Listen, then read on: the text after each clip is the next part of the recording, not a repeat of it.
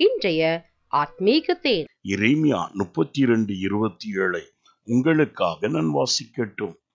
இதோ நான் மாம்சமான யாவருக்கும் தேவனாகிய கர்த்தர்.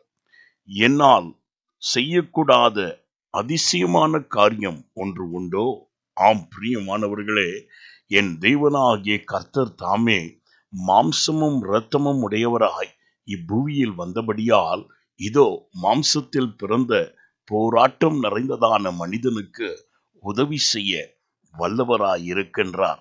ஆம், மெய்யாகவே நம்முடைய பாடுகளையும் நம்முடைய துயரங்களையும் தன் சரீரத்தில் சுமந்து கொண்டதான தேவன் உன்னுடைய வாழ்க்கையிலும் அவர் உதவி செய்யவும் உனக்காய் பரிதபிக்கவும் என்றும் ஜீவிக்கிறவராயிருக்கிறார். ஆனபடியால் சோர்ந்து போகாதே.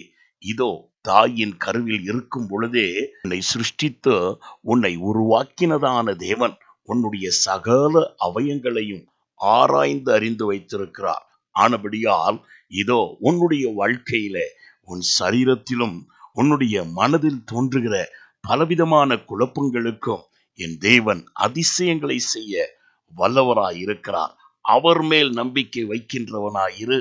கர்த்தர் உன்னை ஆசீர்வதிப்பார். எங்களை அதிகமாய் நேசிக்கும் அன்புள்ள பிதாவே, மெய்யாகவே எங்களுடைய எல்லா பலவீனங்களையும் சுமந்தவரே, இந்நாளிலும் உம்முடைய பிள்ளைகளுடைய சரீரத்தில் இருக்கிற எல்லா பலவீனங்களையும் நீக்கி போடுவீராக.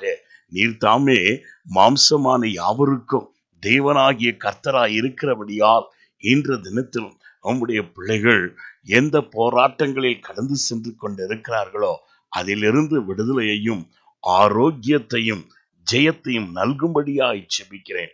அற்புதம் செய்யுங்கப்பா, இயேசுவின் நாமத்தில் பிதாவே, ஆமென். God bless you and strengthen